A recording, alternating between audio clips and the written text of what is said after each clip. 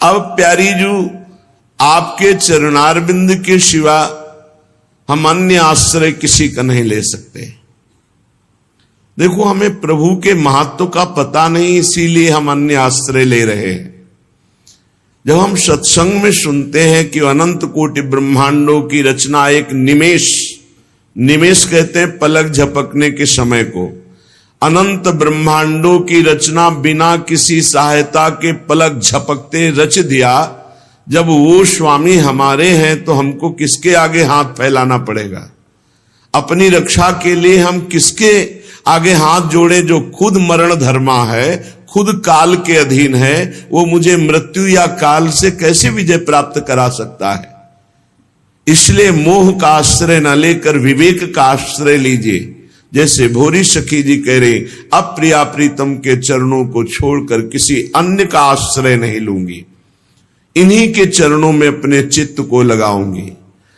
और नाम जप करना, लीला गुण गायन करना, सेवा में रहना, हर कर्तव्य कर्म को भगवान को समर्पित करना, जब हम इस विधान से चलेंगे तो हमारे हृदय में प्रेमाग्नि का प्रादुर्भाव होगा, जो काम क्रोध लोभ मोह मद मत्सर इनको भस्म कर देगा। भोरी बलि हंसी कहो कृपा निधि, कब हो प्रेम पगोंगी, रंग रंगीली के रंग रंगोंगी। अब तो मुस्कुरा दो लाडली जू, सर्वाश्रय छोड़कर आपके चरणों का आश्रय लिया बस एक बात के लिए कि आपके प्रेम में पग जाऊं और आपको देखूं कि आप मुस्कुरा रहे हैं, हमसे प्रसन्न है। बस इष्ट प्रसन्न हो गया तो बकाया क्या रह गया? प्रभु प्रसन्न हो गए, इससे बड़ी कोई बात नहीं। प्रभु मुस्कुरा दिए मेरे स्वामी, इससे बड़ी कोई बात नहीं। बुरी सखी जी कह रहे, अब तो हंस दो, मैं आपके चरणों का आश्रय ले लिया, सर्व आश्रय त्याग कर दिया, आपके प्रेम के लिए छटपटा रही हूं, आपके ही रंग में रंगना चाहती हूं, अब तो हंस दो। वही साधना सफल है, वही धर्म सफल है, वही ज्ञान सफल है, जिससे इष्ट देव प्रसन्न हो जाए। जेहि विधि प्रभु प्रसन्न मन होई, करुणा सागर की जय सोई। आप जिस तरह मुस्कुरा दे नाथ, वो मुझे ज्ञान दे दे, वो मुझे आचरण दे दे, वो मुझे गुण दे दे, वो रहनी दे दे, जिससे आप सुखी हो जाए, आप प्रसन्न हो जाए। ये प्रेमी जनों की मांग है। श्रीपाद प्रबोधानंद जी महाराज कह रहे हैं, क्षुधा देह त्यागो वर्मी गृहस्थैर नहीं मिलाम, यपि श्रेयः प्राप्तो न युवति समीपम क्षणमय। बहुत जोर की बात है। न जय हम श्री वृंदावन मखिल नासे पिमनसा, प्यहो क्षुद्रस्यापि व्यवसित मिमाम कहा सफल ये। मर जाऊंगा पर ऐसे गृहस्थों से नहीं मिलूंगा जो विषयी है, जो भगवान का आश्रय नहीं लिए, जो नाम जप नहीं करते। मर जाऊंगा पर ऐसे गृहस्थों से नहीं मिलूंगा। क्षुधा देह त्यागो वर्मी गृहस्थैर नहीं मिला।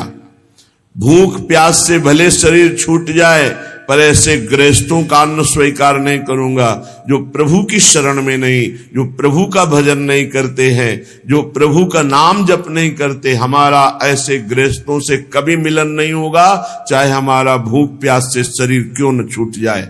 ऐसी निष्ठा साधकों को रखनी चाहिए। जो पापी का अन्न लेते हैं, आज हम आपको सुनाएंगे उसकी कैसी दुर्गति होती है। कोई भी हो, अधर्म का अन्न बुद्धि को भ्रष्ट करके नारकी गतियों को प्राप्त कराता है। इसीलिए श्रीपाद कह रहे, क्षुधा देह त्यागो वर्मी गृहस्थैर नहीं मिला, श्रेया प्राप्तो न युवति समीपम क्षणमय। बड़ा मांगलिक अवसर मिला भगवत प्राप्ति का। माया आएगी आपके पास मोहित करने के लिए, लो मुझे भोगो। लेकिन श्रेय माने होता कल्याण। परम श्रेय कल्याण की प्राप्ति के लिए आपको बहुत सावधान रहना है। माया विविध रूपों में आकर आपको ठगना चाहेगी, बहुत सावधानी की जरूरत। हो सकता है पूरा जीवन सावधान रहे हो, आखिरी आपका बिगड़ जाए। बहुत सावधानी। जिन सुमति जी की कल चर्चा हो वो ये नरकों की कर रहे थे अपने पिता से, वही सुमति जी ब्रह्म ज्ञान के लिए पूर्ण उद्योग कर रहे थे, पूर्ण प्रयास कर रहे थे। स्थिति बहुत अच्छी बनती जा रही थी, बस बाह्य प्रपंच में इसको सत्यत्व मानने का भ्रम हो गया तो अगला जन्म हो गया। एक सेकंड के भी कर्म का आपको हिसाब मिलेगा। यहां जो आप कर्म कर रहे हैं वो आपको भोगने पड़ेंगे, अच्छे या बुरे। बिना भोग के ये नष्ट नहीं होते। एकमात्र उपाय है, जैसे आपको वकीलों के द्वारा प्रमाणित कर दिया गया कि यहां के वकील है चित्रगुप्त, पूरी सीन सहित आपकी चेष्टाओं को अंकित किया जाता है, वो आपके मन में है, आगे प्रसंग आएगा। और जज हैं यमराज धर्मराज जी, और दंड अधिकारी हैं यमदूत, और दंड विधान जहां होता है उसे कहते हैं नरक। तो जैसे यहां जज ने कानून से अपराध करने वाले को दंड दे दिया, जाओ तुम्हें फांसी की सजा, राष्ट्रपति का अधिकार है, वो पूरा माफ कर सकता है। ऐसे ही राष्ट्रपति हैं भगवान श्री हरि। अहम त्वाम सर्व पापेभ्यो मोक्षयिष्यामि मा शुचा। अगर शुभ अशुभ कर्मों से बचना चाहते हो तो एकमात्र उपाय भगवान की शरण में होकर नाम जप करो, अन्यथा अवश्यमेव भोक्तव्यम कृतम कर्म शुभाशुभम। सुमति जी अपने पिताजी को बता रहे, यमदूत ने कहा महाराज, मृत्यु लोक में मनुष्य जो पुण्य और पाप करता है बारी बारी से उसे भोगना पड़ता है। बहुत ध्यान से सुनोगे तो आपको बड़ी सावधानी प्राप्त हो जाएगी। जो छोटी मोटी गलतियां आप हंसी खेल में करते हैं वो भी आपको दंड भोगना पड़ेगा। ये पाप और पुण्य बिना भोगे नष्ट नहीं होते कि आपने पाप कर दिया और दान दे दिया तो वो पाप कट गया, ऐसा नहीं है। पुण्य का अलग विभाग होगा, पाप का अलग विभाग होगा। अगर काट सकते हैं तो सिर्फ भगवान काट सकते हैं, भगवान का भजन काट सकता है, दूसरा नहीं। लाखों जन्मों में जो तुमने पाप और पुण्य किया है, जो एकत्रित है, उसका नाम है संचित कर्म। संचित पाप और पुण्य। और उससे जब मनुष्य शरीर मिलता है या जो शरीर मिलता है, उससे जो हिसाब निकाल करके कुछ पुण्य और कुछ पाप, उसे प्रारब्ध भोग कहते हैं। फिर यहां आकर जो नवीन कर्म किया जाता है उसे क्रियमाण कहते हैं। मनुष्यों के लिए जो उनका जमा हुआ पाप और पुण्य है वो अंकुरित होकर बढ़ता रहता है, ब्याज दर ब्याज। बहुत दुर्गति होती है, इसीलिए बहुत जन्म हम भोगे तो भी अपने संचित कर्म को नहीं भोग सकते।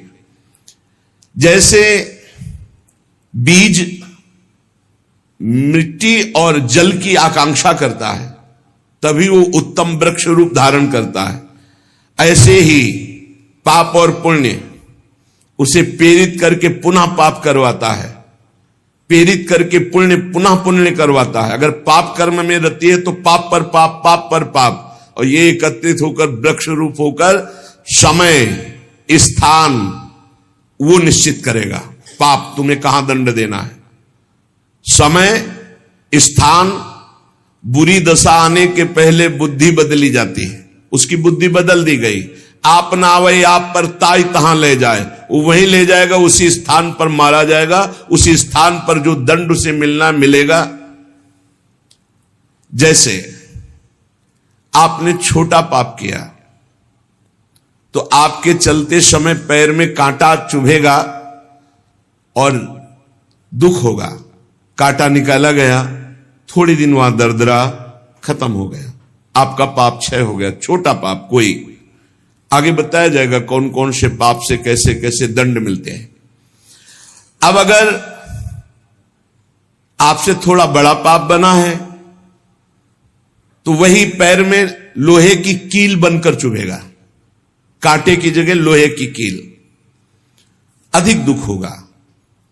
और बड़ा पाप बना है तो खजूर का कांटा, बड़ा कील, ऐसे आपके पैर में चुभ। बिना पाप कर्म के कहीं भी किसी को कोई भी दुख नहीं हो सकता। सिर में दर्द होना, आजीवन पूरे जीवन सिर का रोग हो गया कि वो दर्द ही होगा 2-4 दिन में, 10 दिन में, पाप का कारण। अपथ्य भोजन, सर्दी सहन न होना, गर्मी सहन न होना, हर समय हृदय जलते रहना, पाप का लक्षण। भिन्न भिन्न पाप भिन्न भिन्न प्रकार के दुख देते हैं दीर्घ काल तक। शस्त्र और अग्नि आदि का भय ये पाप के कारण होता है। अनेक जन्मों के संचित पाप कोई इसी जन्म के केवल नहीं है, वो केवल मंडराते रहते हैं आकाश में दंड देने के लिए, समय इंतजार करते हैं। जैसे नरक में पड़े हुए जीव तुम देख रहे हो, घोर पाप का फल भोग रहे, केवल दिखाया गया था नरक। जानते हो किस बात से? कल याद होगा सुमति जी ने पानी पीने जाने वाली गौओं को वैश्य कुल में 7वें जन्म में जन्मे जब थे तो उन्होंने उनको नहीं पीने दिया, इसके अपराध से उनको नरक दिखाया गया था। तो वो यमदूतों से प्रश्न करते जाते हैं और उनका उत्तर यमदूत देते जाते हैं। ये जो तुम देख रहे हो तड़पते हुए जीवों को नरक में, महापापी लोग हैं, अपने पाप का फल भोग रहे हैं। जब कोई पुण्यात्मा होता है तो स्वर्गलोक में जाता है, देवताओं के साथ रहता है, गंधर्व उसका गुणगान करते हैं, अप्सराओं का नाना प्रकार से सुख उठाते हैं। और जब पुण्य भोग क्षीण हो जाता है तो फिर यहां आकर के मनुष्य लोक में अपने कर्मानुसार जन्म लेते हैं। राजन, ये जो तुमने पूछा कि किस किस पाप से पापियों को कौन कौन सा नरक में दंड मिलता है, वो मैं बतला रहा हूं। जो नीच मनुष्य कामना और लोभ के वशीभूत होकर दूषित दृष्टि से हर स्त्री को भोग भाव से देखता है, जिसको देखता है बस काम भाव से देखता है। बोले जो दुष्ट दूषित भाव से माताओं बहनों को भोग दृष्टि से देखता है, तो यहां बड़ी बड़ी चोंच वाले वज्र के समान जिनकी चोंच ऐसे गिद्ध बार बार हजारों वर्ष उनकी आंखों को नोचते और खाते रहते हैं। वो आंखें बार बार होती रहती हैं, बार बार निकालते। यही वहां है कि मरना नहीं है। उनकी दोनों आंखों को वज्र तुल्य नरक के पंछी बार बार निकालते हैं और खाते हैं, और उनके पुनः नए नए नेत्र उत्पन्न हो जाते हैं। इस पापी को पलक झपकने तक के लिए विश्राम नहीं मिलता, निमिष तक के लिए कि थोड़ा चैन मिल जाए, महान दुख होता रहता है। हजारों वर्ष तक उसको इस नेत्र दर्द पीड़ा भोगनी पड़ती है। और फिर जब मृत्युलोक में जन्मता है तो नेत्र रोगी पैदा होता है। वो यहां पैदा होगा नेत्र रोगी, या नेत्र ही नहीं है या नेत्रों में दिखाई नहीं दे रहा, कई तरह के व्यवधान, जिन्होंने नेत्रों का दुरुपयोग किया। अब जिन लोगों ने, जिनको तुम देख रहे हो इनकी जबान काटी जाती है, बार बार जबान नोची जाती है, ये वही लोग हैं जो शास्त्र का गलत उपदेश किए हैं, गलत अर्थ किए हैं, अपनी वासना की पूर्ति के लिए शास्त्र का गलत प्रयोग किए हैं, जो किसी को गलत सलाह दी है तो इनकी जबान बार बार छोटे छोटे हिस्से में तलवार से काटी जाती है। शास्त्र का उल्टा अर्थ बताया, उसकी जबान को वहां हजारों वर्ष काटा जाता है। खिलवाड़ नहीं, प्रश्न उत्तर कर देना। अगर आपका उत्तर गलत है तो आप नरक जाएंगे।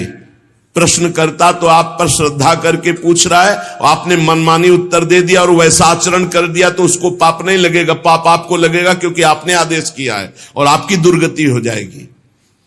इसीलिए अनाधिकारी को जब जनक जी महाराज विदेह राज ने पूछा, निमि जी ने, नवयोगेश्वरों से कि मैंने यही प्रश्न कर्म के विषय में सनकादि से पूछा था, वो मौन थे, कोई उत्तर नहीं दिया। क्यों? तो बोले उस समय आपका ज्ञान जागृत नहीं हुआ था, आप उस समय अनाधिकारी थे, कर्म का बड़ा सूक्ष्म विषय होता है, इसीलिए वो मौन थे। ऐसा नहीं कि हर प्रश्न का उत्तर फटाक से दे दे, और वो गलत है अगर उत्तर, तो शास्त्र सम्मत नहीं है, तो उत्तर देने वाले को नरक का दंड मिलेगा, उसकी जबान हजारों वर्ष वहां काटी जाएगी। जो शास्त्र का गलत अर्थ करता है, जो शास्त्र को अपनी वासना पूर्ति के लिए घुमा करके बोलता है, जो किसी को बुरी सलाह देता है, उसकी जबान यहां काटी जाती है, जो देख रहे हो।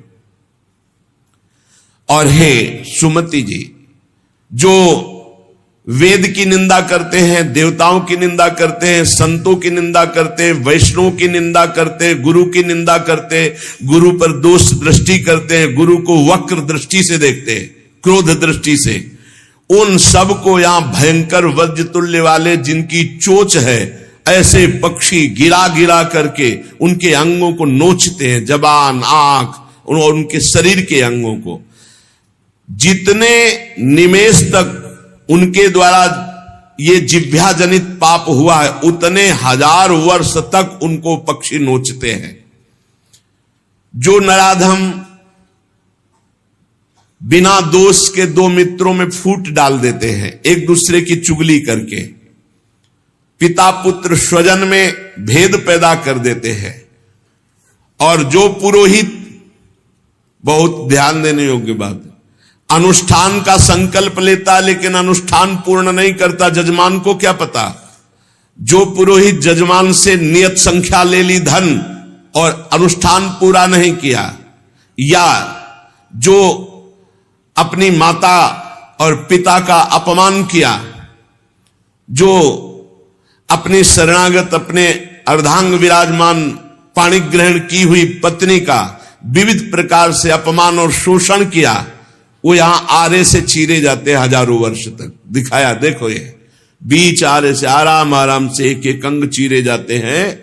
उस पुरोहित को भी दंड मिलता है, उस पुत्र को दंड मिलता है जो माता पिता का अपमान, उस पति को दंड मिलता है जो पत्नी का शोषण, उस पत्नी को दंड मिलता है जो पति से छल करती है।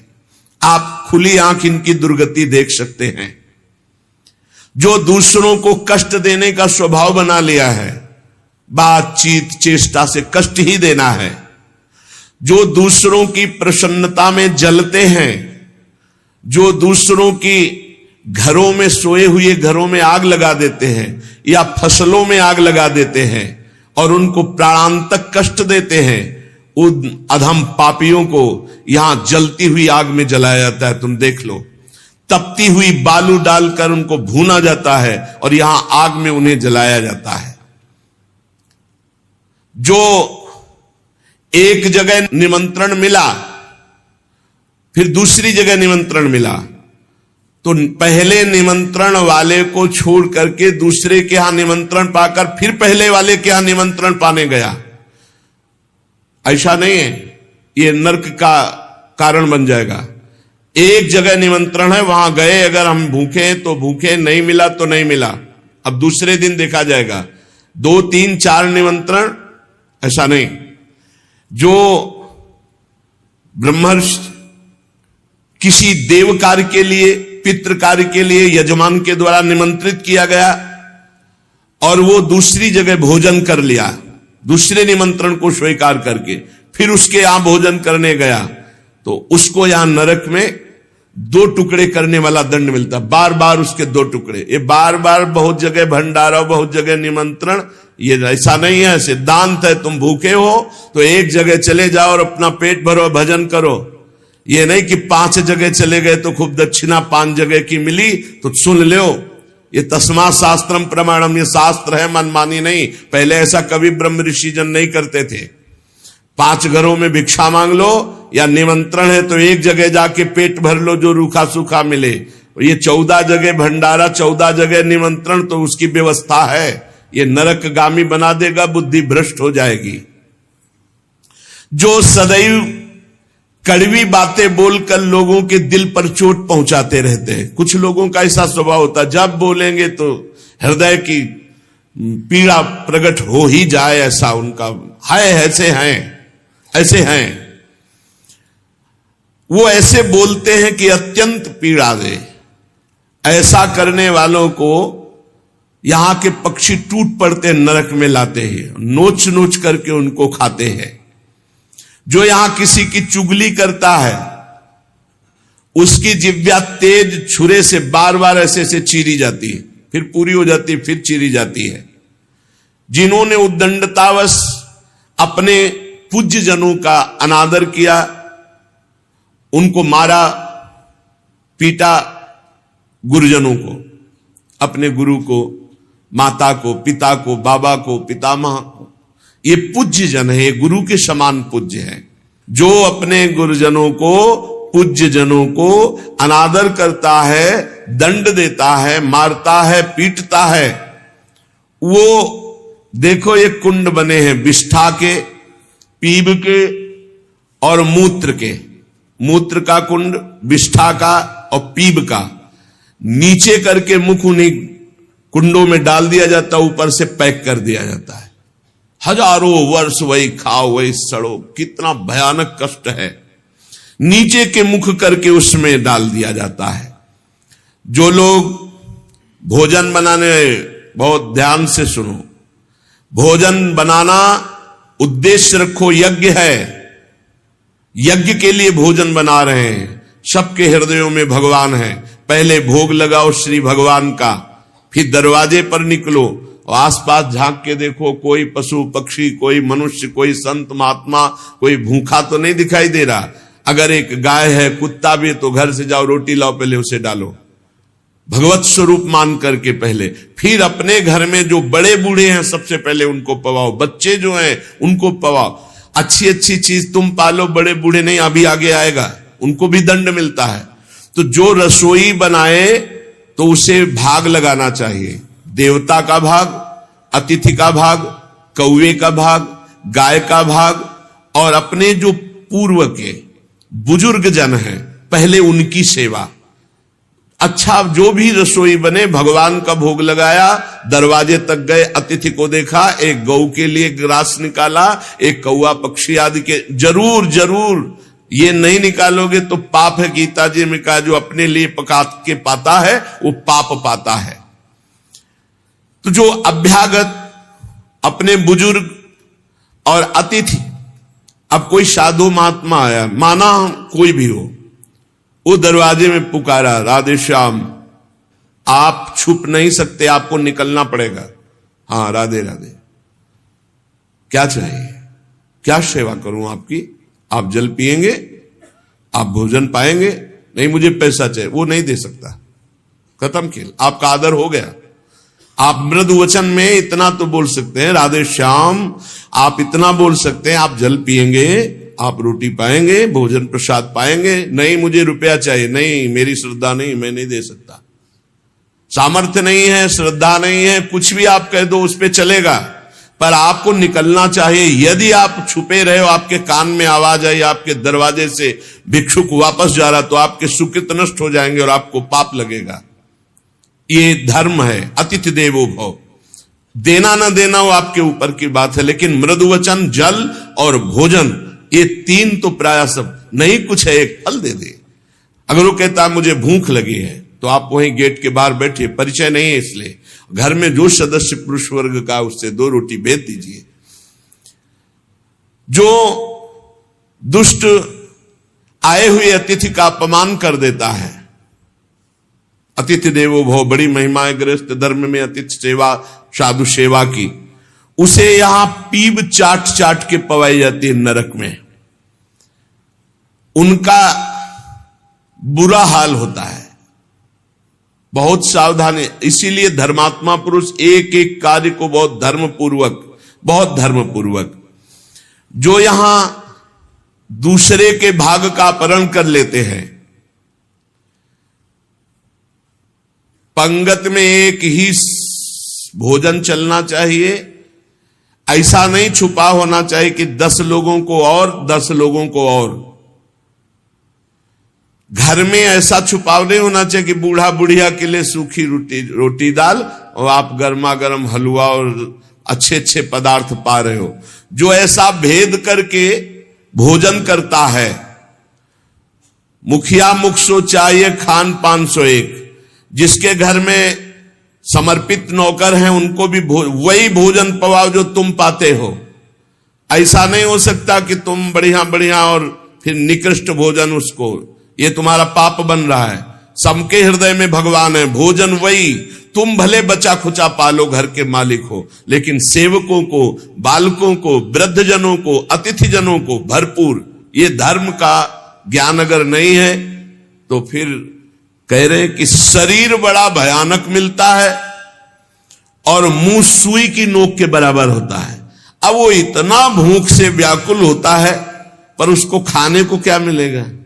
वही गंदी चीज और सुई की नोक के, और हाथी जैसा शरीर, और भूख से वो तड़पता रहता है। ऐसा हजारों वर्ष नरक में मिलता है। जो लोग पंक्ति में ब्रह्म ऋषियों को, वैष्णवों को बैठाल दिया, जैसे कई कि अपने रिश्तेदार आए तो पुआ पूरी हलवा, अगर साधु महात्मा आए तो हृदय में जलन हो रही है। ऐसा भक्त चरित्रों में पाया गया है कि भक्तजन आए तो देख करके जलन पैदा हो गई और कहा हम बीमार हैं, हमसे नहीं हो पाएगा। और जब उनका भाई आया तो पुआ खीर और सब चकाचक, तो भक्त आए तो उन्होंने कहा हमारे रिश्तेदार भक्त आए तो तुम्हारा शरीर दर्द कर रहा था, और जब तुम्हारे भाई आए तो बोले रिश्तेदार ऐसे चले जाएंगे, नहीं तो संत वैष्णव ऐसे चले जाएंगे। पूरी पुआ खीर सब संतों को पवाया, और जो खिचड़ी आज स्वयं बनाई थी वो पवाया उनके रिश्तेदारों। जो ब्रह्म ऋषियों को निमंत्रण करके, साधु वैष्णव को पंक्ति में बैठाल करके अपने लिए अच्छा भोजन, देखो बहुत सावधानी। हरिराम व्यास जी ने जब देखा उनकी पत्नी दूध परोस रही थी, उनके उसमें मलाई गिर गई तो नाराज हो गए और कहा ये पति है शरीर इसलिए मलाई गिरा दी, जाओ आज से सेवा से त्याग। हमारे पति ये संत जन है, संत जनों के आगे मलाई क्यों नहीं गिरी? दूध की मलाई हमारे आगे ही क्यों गिरी? क्योंकि हरिराम व्यास रूपी शरीर तुम्हारा पति है, इसलिए मैं तुम्हारा त्याग करता हूं, आज से सेवा में तुम्हारा अधिकार नहीं। यद्यपि उनका ऐसा भाव नहीं, लेकिन कितने इसीलिए सावधान। अब अपने घर वालों के लिए अच्छे अच्छे लिए और संत महात्मा वैष्णव अतिथि के, तो बोले उसे दंड मिलता है, नरक में लाकर के उसे विविध प्रकार से सताया जाता है। जब कोई अर्थार्थी शरणागत तुम्हारी शरण में आ जाए और तुम उसके साथ धोखा करो तो यहां भी दंड मिलेगा और वहां भी दंड मिलेगा। एक पूज्य भाई जी से हनुमान प्रसाद पोद्दार जी ने घटना लिखी कि मैं नाम खोल करके नहीं कहूंगा क्योंकि उनके पारिवारिक जनों को दुख होगा। मेरे परिचय के थे भाई जी महाराज के, मेरे परिचय के थे, गांव भी लिखा है, गांव का नाम भी लिखा है कि वो मेरे परिचय के थे और दो भाई थे। उनमें से किसानी का कार्य होता था। किसानी के बहुत पुरानी घटना नहीं है भाई जी महाराज कह रहे, कुछ वर्ष की है, यह अक्षरशः सत्य है। ये कोई हम कथा नहीं कह रहे, हम जानबूझ करके पता नहीं दे रहे हैं। मुझे जिला गांव सब पता है। वो कृषि कार्य करते थे, गृहस्थी का कार्य किसानी से पूरा होता था। उनके पास एक बैलों की जोड़ी बहुत सुंदर थी और एक बैल, दो भाई थे। एक दिन संध्या काल के समय जो व्यापारी थे बैलों के, उनको पता चला गांव में दो किसानों के पास बहुत सुंदर दो जोड़ी बैल हैं, एक जोड़ी से उनका काम चल सकता है, आप प्रयास करेंगे तो एक जोड़ी बेच देंगे। अपने लघु भ्राता की पत्नी के साथ गलत, पिता होकर अपनी पुत्री के साथ, भाई होकर अपनी बहन के साथ, या गुरु पत्नी के, ऐसे लोगों को तपाई हुई लोहे की स्त्री के साथ बेड़ियों से, लोहे की ऐसे जंजीरों से जो जलती हुई, उसी में जकड़ दिया जाता है। बहुत तुम्हारी बुद्धि भ्रष्ट हुई थी, जो बहन बेटी और पवित्र संबंध भी नहीं तुम्हें दिखाई दिए तो उसमें लपेट दिया। लोहे की स्त्री, धधकती हुई आग, लोहे की जंजीरों से बांध दिया। त्राहिमाम पुकार रहा है, हजारों वर्ष बंधा रहे, मरना तो है नहीं, जकड़ दिया जाता। आग का अंगार आसो पास उसके रख दिया जाता है। उसके पूरे के पूरे शरीर में बार बार दाह आग होती है, चिल्लाता है। ऐसे नराधमों को यहां बहुत दंड दिया जाता है।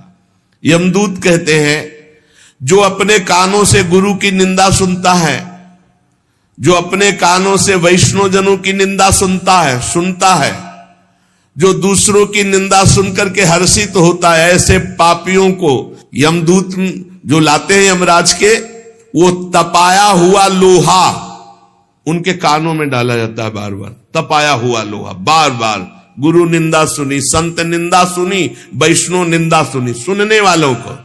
और बड़े हर्षित होते जब किसी की निंदा होती ना, तो कुछ लोग ऐसे हर्षित होते जैसे उनको सम्राट पद मिल रहा हो। अरे पर निंदा के किए ते आवत नहीं कछुआत, मूर्ख पर्वत पाप को ले चल अपने साथ। यहां विलाप करते हैं, पर यहां यमदूत स्वयं कह रहे हैं, हम लोगों के हृदय में दया तनिक भी नहीं, और क्रोधित होकर उनको और कष्ट देते हैं। जैसे वो विलाप करते तो क्रोधित होकर और कष्ट देते हैं। जो देव मंदिर में जमीन लगाई गई या किसी ऋषि मुनि को दान में दे दी गई, या कोई सभा भवन है सार्वजनिक, जो इनको तोड़वा कर उनकी जमीन हड़प लेते हैं, उस जगह अपना निवास स्थान बना लेते हैं, उसका प्रयोग करते हैं। यहां यमदूत उन्हें ला करके धीरे धीरे उनके शरीर की खाल उदाड़ते हैं। पूरी उधल गई, फिर शरीर में नई खाल, फिर धीरे धीरे होश में। ये नहीं कि देवालय की लगी हुई संपत्ति का प्रयोग कर लिया, या देवालय को विध्वंस कर दिया, या सभा भवनों को विध्वंस करके अपने लिए अपना कब्जा, तो फिर ये वो चीखते चिल्लाते, पर यहां दया नहीं है। जो गौ के स्थान में, पवित्र स्थान में जल में मल त्याग करते हैं, जैसे नदी है, कोई सरोवर है, या गौशाला है, या देवालय है, उसकी सीमा में मल त्याग करते हैं। यहां के बड़े बड़े कौवे जिनकी लंबी चोंच होती, उनकी गुदा द्वार से आते खींचते हैं बार बार, बहुत होश में। ये शास्त्र सुने नहीं जाते, इसलिए मनमानी पापाचरण होते हैं। जो जहां मनाया वहां, जो अपनी कन्या को रकम दे के बेचते हैं, बेचना होता है कि हमको इतना, ऐसा एक से बेचा फिर दूसरे के साथ बेचा, उसको यहां लाया जाता है और उसके शरीर में बड़े बड़े घाव किए जाते हैं, और फिर नमक की नदी है, उस नदी में डाल दिया जाता है। वो मात क्लेशित हजारों वर्ष। जो मनुष्य विकट संपत्ति और वो समस्याई नष्ट हो गई, पुत्र, भृत्य, पत्नी, बंधुवर्ग और बुजुर्ग जन, किसी का त्याग कर देता है विपत्ति आने पर, और अपना पेट पालन करने लगता है, इनको छोड़ देता है। तो यहां हम लोगों में कुछ यमदूत ऐसे हैं जो बिल्कुल कर्कश होकर के उनके मांस को नोचते हैं और उसी के मुंह में डालते हैं, उसी को खवाते हैं, उसे खाना पड़ता है। जो मनुष्य अपने पुण्यों को यहां बेच देते हैं, उनकी बड़ी दुर्गति होती। जैसे 1 घंटा नाम कीर्तन करेंगे 500 रुपया लेंगे, अमुक कार्य करेंगे अमुक रुपया लेंगे। जो अपने पुण्यों को बेच देते हैं, कई तरह से बेचना होता है, अब उनकी व्याख्या कहां तक करें। जो अपने पुण्य कार्यों का दाम लेते हैं, बेच देते हैं, वो पापी हैं, और उनको यहां चक्कियों में डाल के नरक में पीसा जाता है, जैसे आटा पीसा जाता है। बेचहि वेद धर्म दुइले ही। ऐसा नहीं था, परोपकार के लिए ब्रह्म ऋषियों का जीवन था। कुछ मिला नहीं, किसी भी तरह जीवन व्यतीत करते थे। कृष्ण शरीर, बड़े बड़े चक्रवर्ती सम्राट भयभीत होकर खड़े हो जाते थे। तप पूर्ण जीवन, बेचने का कहीं विधान नहीं। जो जीवन में अपने किए हुए पुण्यों को बेच देते हैं, उनको वहां चक्की में जैसे आटा पीसा जाता है, ऐसा पीसा जाता है। ये ना समझो कि मौज ले लो, यहां तुम मनमानी कर लो, भोगना पड़ेगा। अवश्य में भोक्तव्यम, नरक में जाकर के हिसाब भोगना पड़ेगा। चक्कियों में पीसे जाते हैं जो अपने पुण्य कर्मों को बेचते हैं। जो यहां किसी की धरोहर मिली, ए भैया हमारे इतने रुपए रख लो, ये सामग्री रख लो, हम समय से ले लेंगे, हमारी अव्यवस्था है, और फिर वो मुकर गया कि कौन धरोहर कब दिया, कैसे दिया, तो उन्हें यहां जलती हुई लोहे की जंजीरों से बांध दिया जाता है और ऐसे कुंड में फेंका जाता है जहां बड़े कीड़े भयामने विषैले, और वो उनको हजार वर्ष तक नोच रहे, उसी में बंधे चीख रहे। कौन? जो दूसरों की दी हुई धरोहर को ना देकर मुकर जाते। कब तुमने दिया? जो पापी दिन में मैथुन करते हैं, शास्त्रीय मर्यादा में दिन में मैथुन करना निषेध है। जो रात्रि में पराई स्त्री से मैथुन करते हैं, दिन में चाहे अपनी स्त्री क्यों न हो, मैथुन निषेध है। और जो इसीलिए महाभारत में एक प्रसंग आता है, एक ऋषि को उनकी पत्नी ने दिन में बहुत प्रेरित किया।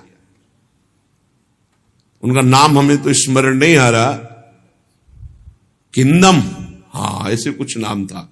तब उन्होंने कहा दिन में पुरुष रूप में तो हम आपके साथ मैथुन कर नहीं सकते, आप बहुत प्रेरणा करती, इसलिए पशु बनना पड़ेगा।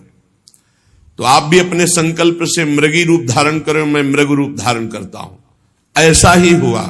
मृग रूप होकर के वो सहवास कर रहे थे। इतने में ही महाराज पांडु ने देखा तो उन्होंने बाण संधान कर दिया। अब जे ही बाण लगा तो मृग रूप तो हट गया ऋषि। तब वो हा खाए कि मुझे नहीं पता था कि आप ऋषि है। तो उन्होंने घटना बताई थी कि मेरी पत्नी विवश थी काम से, इसलिए मुझे पशु रूप धारण करना पड़ा, क्योंकि दिन में मनुष्य रूप से मैं तो नहीं किया जा सकता। जाओ, तुमने मुझे इस स्थिति में मारा है, अगर ऐसी स्थिति तुम्हारी हुई अपनी पत्नी के साथ तो तुम्हारे मृत्यु का योग हो जाएगा। मृत्यु का योग हो भी गया। तो जो दिन में अपनी स्त्री से या रात्रि में पराई स्त्री से, वो यहां पापी जन लाए जाते हैं। बहुत गहरा कुंड है जो खोपड़ी के बल उसमें छोड़े जाते हैं, लोहे के बड़े बड़े नीचे कांटे लगे हुए हैं, पूरा बिंध जाते हैं। फिर निकाले गए, फिर फेंके। अरे भाई होश में, जैसी थरिवंश नरक गति दुर्भरियम द्वारे कटियत नक्षी के।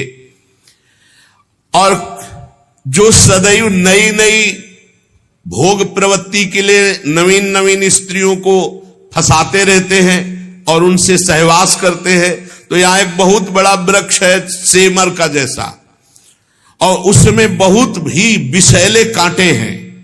उस पापी को उसमें जबरदस्ती खींचा जाता है, बार बार नीचे बार बार ऊपर, करो आलिंगन। अधिक मात्रा में वो खून से लथपथ होकर जहरीले कांटे लगने से व्याकुल होकर त्राहिमाम पुकारता है। जो लोग पराई स्त्रियों को फुसलाकर उनके सतीत्व को नष्ट करते हैं, जो लोग अपने धन के घमंड में आकर गुरुजनों को नीचा दिखाते हैं, जो लोग अपने गुरुजनों के प्रति रोष दृष्टि रखते हैं, उनको यहां लाकर जैसे चटनी पीसी जाती शिला में, ऐसे बड़ी बड़ी शिलाओं से उनको पीसा जाता है। यमदूत सुमति जी को बता रहे हैं। और वो बहुत कष्ट पाता है। ये यमलोक बड़ा दुखमय है, दिन रात यहां व्यथा ही व्यथा है। जो जल में मूत्रते हैं, कुल्ला करते हैं, थूकते हैं, विष्ठा करके सोचते हैं, बोले ऐसे लोगों को यहां थूक, विष्ठा और मूत्र से भरे हुए दुर्गंध युक्त नरक के कुंडों में डाला जाता है।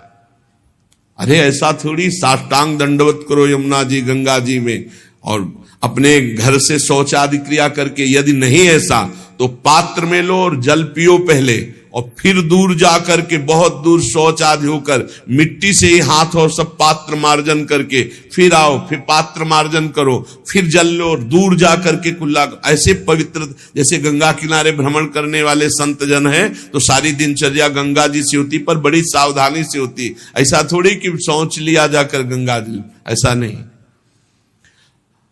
जो इस लोक में दूसरे का मांस खाते हैं, बहुत सावधानी से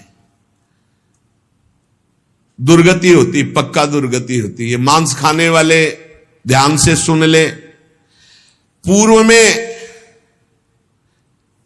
जो किसी भी पशु का मांस खाते हैं उनको तो पहले नरक का दंड मिलेगा, फिर वही पशु बनेंगे, वैसे काटे जाएंगे।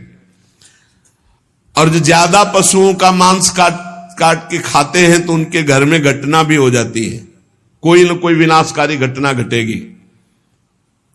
पूज्य श्री भाईजी महाराज हनुमान प्रसाद पोद्दार जी ने एक प्रसंग में बताया कि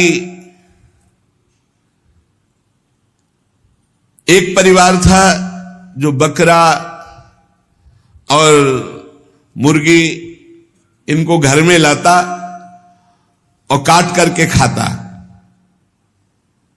उनके 3 बालक थे, एक 4 महीने का था, एक 3-4 साल का था और एक 12 वर्ष का था।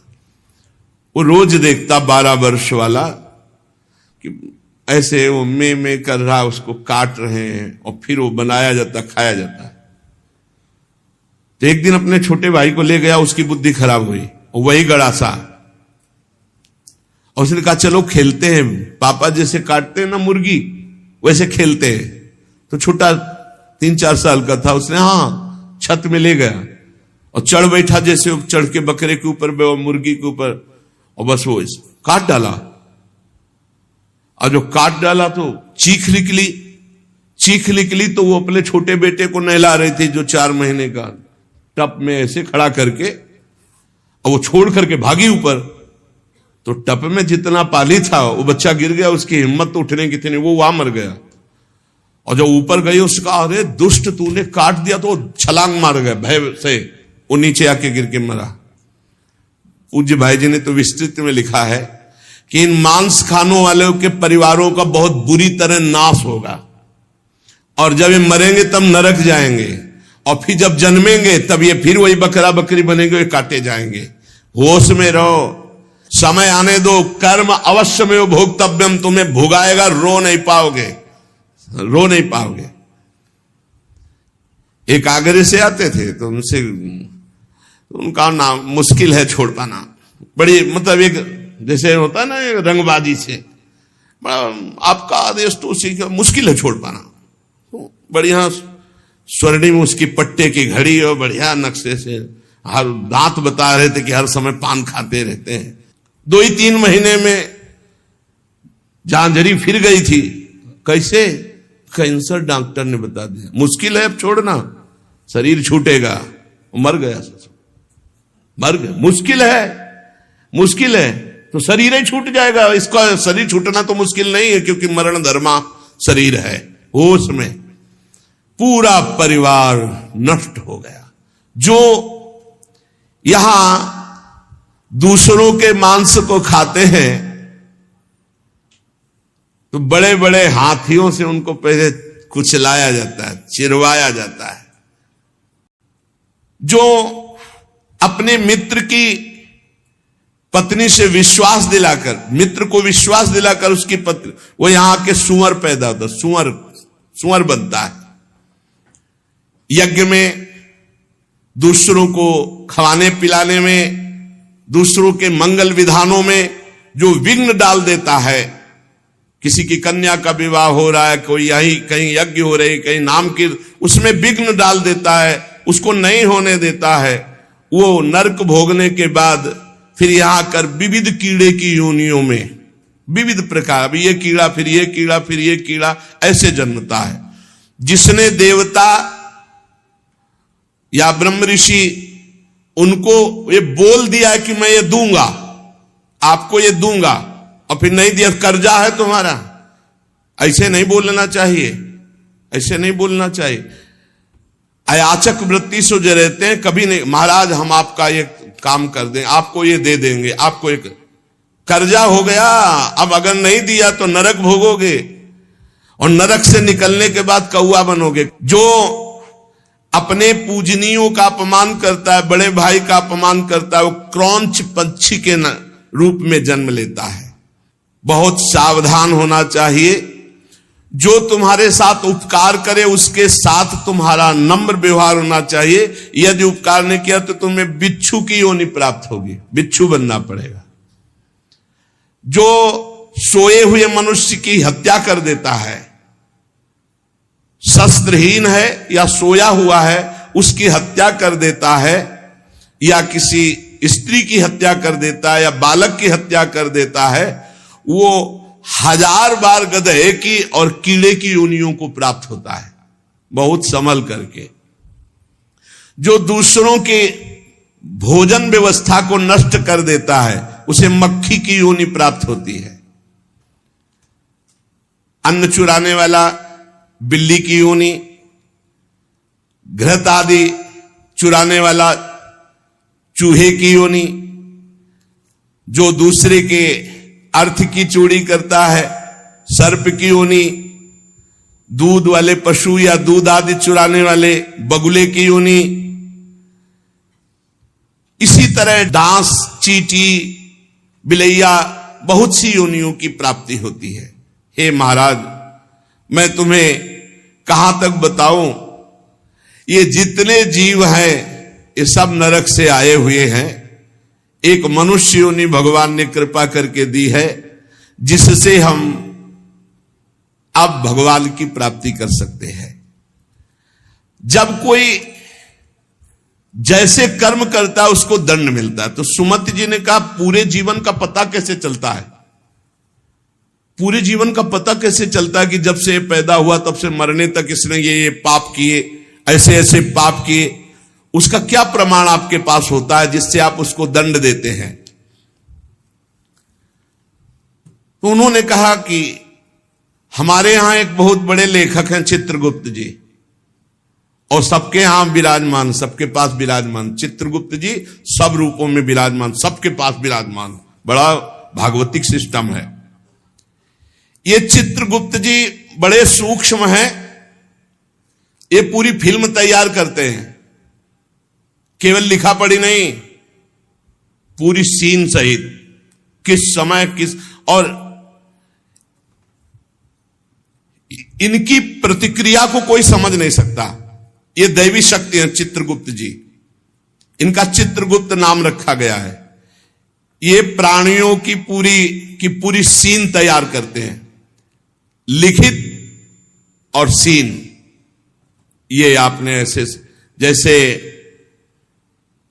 महाराज मांडव्य जी जब सूली की नहीं कटी, आपको कई बार सुनाया है, तो यमराज जी के पास गए और उन्होंने कहा कि हमने कौन सा पाप किया जो आपने हमको ऐसी सजा दी? तो कहा देखो, तो उनको दिखाई देने लगा मानस पटल पर कि उन्होंने तितली की गुदा में बंबूल का कांटा डाल के छोड़ दिया था, तो उनकी गुदा में सूली काट दी गई, निकली नहीं।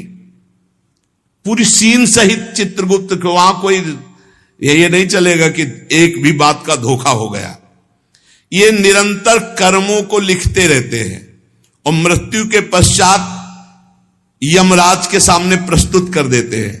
अब वो बही कौन है? जिसमें चित्र सहित लिखा हुआ है, मन, तुम्हारे मन में ही है। ये जो आप भजन करते हो ना, बहुत ध्यान से सुनना, जहां आप राधा राधा राधा तो आपके मन में जलन होती है और सीने शुरू हो जाते निकलना, गंदी गंदी बातें, गंदी कल्पनाएं, गंदा चिंतन, ये सब तुम्हारी बही से डिलीट हो रहा है, यही डिलीट हो रहा है। जितनी बातें निकल रही वो सब भोगनी नहीं पड़ेंगी, खत्म होती चली जा रही, बस पकड़ना मत, राधा राधा राधा राधा। बोले कई महीने हो गए वही चल रहा है, तो वही भरा है, चित्रगुप्त ने वही भरा है, अब वो सब खाली हो रहा है। ए बहुत बढ़िया अवसर, खाली कर डालो पूरा। निर्मल मन जन सो मोहि पावा, मोहि कपट छल छिद्र न भावा। ये चित्रगुप्त जी की बही क्या है? तुम्हारा मन, तुम्हारे मन में ही लिखते हैं और कहीं नहीं, उनका कोई अलग रजिस्टर नहीं है। वही मन जो पापाचरण सोचता है, करता है, उसी में लिख रहे हो। बहुत सुंदर बात है, जो भजन करते हुए निकलते हैं ना, बिल्कुल डिलीट हो रहे हैं। इतना भजन करो पूरा खाली कर डालो, जीवन मुक्त हो जाओगे। कार्यों का जो भी लेखा जोखा चित्रगुप्त जी लिखते हैं, उसी के अनुसार फल मिलता है। ये चित्रगुप्त जी वास्तव में हमारे अंतर मन में लिख रहे हैं बैठे हुए, जो निरंतर हमारे कार्यों का चित्र सहित लेख कर रहे हैं। गुप्त है, उस रजिस्टर को केवल धर्मराज पढ़ सकते हैं, दूसरा नहीं। और चित्र सहित है, इसलिए उनका नाम है चित्रगुप्त। मन रूपी रजिस्टर को कौन पढ़ सकता है? पूरा अनंत जन्मों का। जैसे सुमति जी कह रहे थे 10,000 वर्ष जन्म का मैं देख रहा हूं, तो देख क्या रहा हूं? उसी में है, तुम्हारी चिप में है, मन रूपी चिप में। इन्हें ईश्वरीय शक्ति प्राप्त है चित्रगुप्त जी को। ये सत्यनिष्ठ, कभी एक भी बात व्यर्थ नहीं लिखते, वही लिखेंगे, किसी का पक्षपात नहीं रखते। ये निष्पक्ष हर कार्य भागवती की ईश्वरीय शक्ति से सुरक्षित होकर लिखते रहते हैं। और उस लेखन को, उस घटना को जैसी हुई है, चित्र सहित अंकित कर देते, चित्र सहित। कोई चित्रगुप्त की लिखी हुई बात में परिवर्तन नहीं हो सकता। तर्क वितर्क, झूठ, किसी भी तरह की अन्य घूस व्यवस्था चित्रगुप्त से नहीं चलती, क्योंकि वो गुप्त है। वो गुप्त है तो कोई तुमसे परिचय नहीं है, और लिख वो ही रहे बैठे। और उनको कभी शिथिलता नहीं होती कि अब रात्रि हो गई, ये सो रहा है, अभी क्या लिखना। नहीं, सोते समय भी तुम्हारी क्या हरकत थी, क्या चिंतन था, क्या था, सब लिखा जाता है, रात दिन का। बाहरी तो पुण्यों को बढ़ा चढ़ा कर दिखाया जाता है, परंतु चित्रगुप्त जी आंतरिक बात लिखते हैं। जैसे आपने बाहरी 1,00,000 रुपए अमुक ने दान किए और आपका उद्देश्य था कि मेरा नाम हो जाए, तो वहां लिखा जाएगा व्यर्थ दान 1,00,000 रुपए का, इसका कोई फल नहीं, क्योंकि समाज में तालियां और वाहवाही सुन ली है। चित्रगुप्त जी ने लिख दिया, कुछ लाभ नहीं मिला। और 1,00,000 रुपए ऐसे कि कोई जान नहीं पाया, और साधु सेवा, भगवत सेवा, गौ सेवा चुपचाप, किसी ने नहीं जाना। अब वो लिख दिया गया, ये दान इनका सार्थक है। अरे बहुत नाटक होते डोनेशन लेने के, बहुत नाटक होते। गुप्त दान होगा तो चित्रगुप्त लिखेंगे, नहीं तो जीरो, कोई उसका फल नहीं है। ये जो यश कीर्ति माइक से और जो छपवा देते हैं ना, पेपर में भी निकलवा देते हैं, अब जितने पढ़े वो सब डिलीट होता चला गया उनका पुण्य। यही तो नहीं समझ रहे। यहां जो अधिकार पदों में हैं, जो घूस लेते हैं, वो सब लिखा जा रहा है। सब प्रकार के बाहरी बनावटों से बचकर सच्चे मार्ग से चलकर भगवान की प्राप्ति इसी जन्म में की जाए। पूज्य भाई जी महाराज ने कहा, प्रारब्ध बदल नहीं सकता। ये लोगों का प्रश्न रहता है कि ये भजन करने वाले साधु महात्मा या धर्म से चलने वाले इतना कष्ट क्यों पाते हैं? तो उनका संचित कर्म भस्म हो जाएगा, क्रियमाण निष्फल हो जाएगा, अकर्म हो जाएगा, लेकिन प्रारब्ध उनको भी भोगना पड़ेगा। प्रारब्ध ना तो किसी संकल्प विकल्प अनुष्ठान से काटा जा सकता, उसको भोग के ही काटा जा सकता है। प्रारब्ध का विनाश नहीं हो सकता। प्रारब्ध ना काटा जा सकता है, ना बदला जा सकता। प्रारब्ध केवल भोगा जा सकता है। बहुत ध्यान से सुनना। परंतु यदि अधिक भजन हो जाए प्रारब्ध से, प्रारब्ध है मानो 50 और भजन हो गया 100, तो नवीन प्रारब्ध की रचना हो जाएगी तुम्हारा कि अब इस जन्म में तुम्हारा कल्याण हो जाएगा, तुम आगे सुख प्राप्त करोगे, तुम उत्तम लोकों को जाओगे, लेकिन पूर्व प्रारब्ध तुम्हें भोगना पड़ेगा। और अगर इतना भजन हो जाए कि पूर्व प्रारब्ध को मिटा दे तो फिर भजन का मतलब क्या रहा? प्रारब्ध मिटा दिया, शरीर छूटा, लाभ तो मिला नहीं। इसीलिए भजनानंदी कभी अपने प्रारब्ध को नहीं मिटाते, प्रारब्ध को भोग लेते हैं और भजन के बल से भगवान को प्राप्त होते हैं। प्रारब्ध में जैसे लिखा हुआ है कि तुम्हारे संतान नहीं होगी और आपने पुत्रेष्टि यज्ञ करवा दी, बहुत उत्तम आचार्य के द्वारा, मंत्रों के द्वारा, और सिद्ध आपकी यज्ञ हो गई, तो नवीन प्रारब्ध की रचना हो जाएगी। प्रारब्ध में लिखा पुत्र नहीं होगा लेकिन पुत्र हो जाएगा, लेकिन प्रारब्ध में लिखा कि तुम्हें कुष्ठ भोगना पड़ेगा, तो इसके लिए नहीं, इसको तो भोगना ही पड़ेगा। कुछ प्रारब्ध ऐसे है,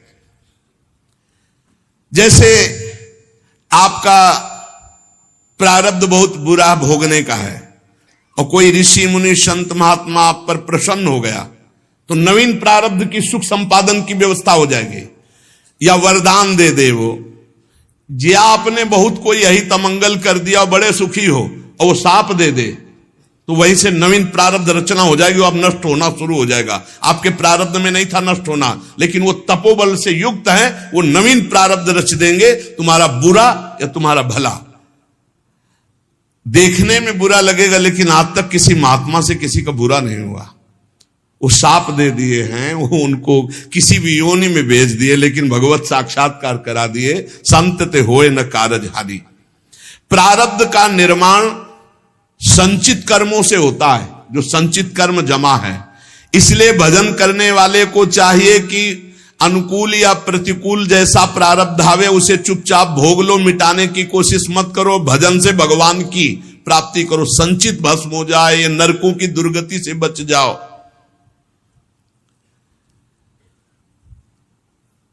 भगवान के मार्ग में चलने से संपूर्ण पाप और नारकी गतियां नष्ट हो जाती हैं, बिल्कुल सिद्ध बात है। नाम संकीर्तनम यस्य सर्व पाप प्रणाशनम। ये जो आज आपने सारी चर्चा सुनी, इस चर्चा में जितने दंड विधान सब पे पोछा लग जाएगा यदि राधा राधा राधा कृष्ण कृष्ण कृष्ण हरि हरि जपोगे। इसीलिए हम हर प्रश्न का उत्तर नाम देते, नाम, क्योंकि नाम के समान नाम है, इससे बड़ा कोई साधना नहीं, इससे बड़ा कोई दान नहीं। बस बचते रहो, कहीं कोई ऐसा कर्म न बन जाए जो तत्काल तुम्हारे प्रारब्ध को बदल दे और बुरा प्रारब्ध ले आवे। साधु अवज्ञा तुरत भवानी, कर कल्याण अखिल के हानि।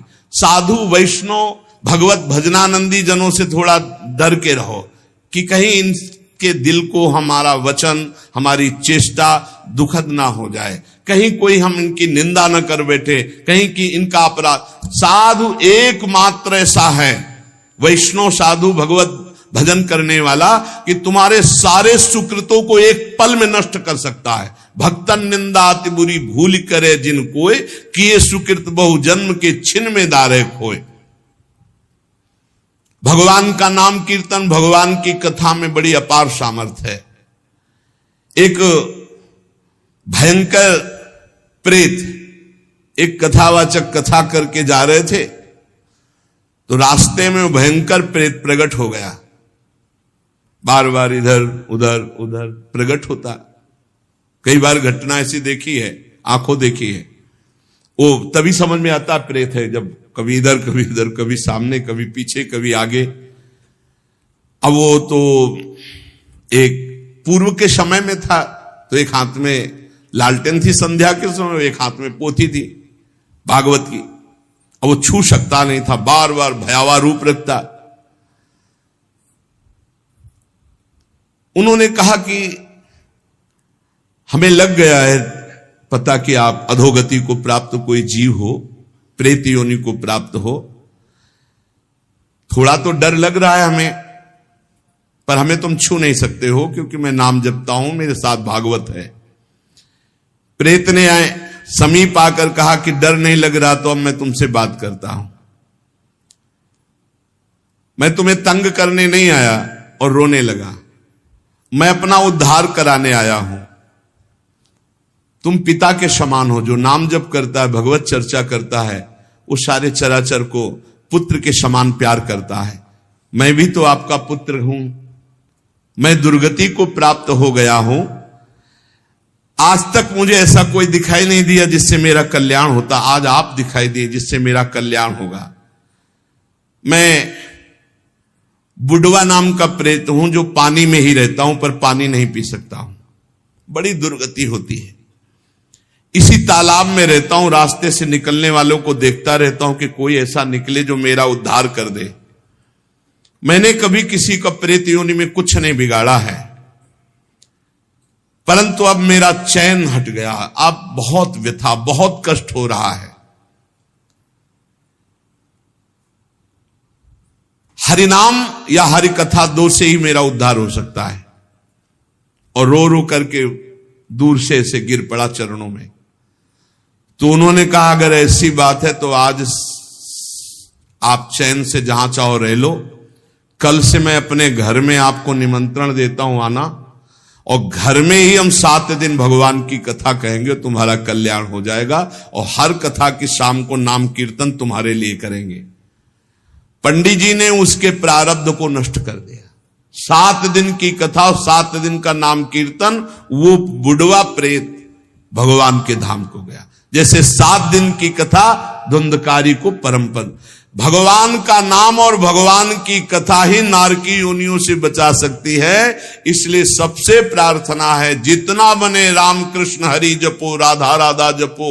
जहां कहीं भगवान की कथा सुनने को मिले विशुद्ध, वहां कथा सुनो। अगर बन जाए तो दूसरे का हित करना, कभी पाप मत करना, क्योंकि ये पाप निश्चित भोगना पड़ता है, बड़े बड़ों को भोगना पड़ता है। अवश्यमेव भोक्तव्यम कृतम कर्म शुभाशुभम। इसलिए डरते रहो कोई पाप हो, और खूब नाम जप करो, भगवान नाम कीर्तन करो, दूसरों का मंगल करो, दूसरों की सेवा करो। परहित सरिस धर्म नहीं भाई, पर पीड़ा सम नहीं अघमाई। जो दूसरों को दुख देते, बहुत पाप बोझा लाद करके फिर नरक जाते हैं। इसलिए खूब नाम संकीर्तन करो, भगवत चर्चा करो, नाम जप करो। शेष चर्चा आगे। श्री राधा वल्लभ लाल की जय।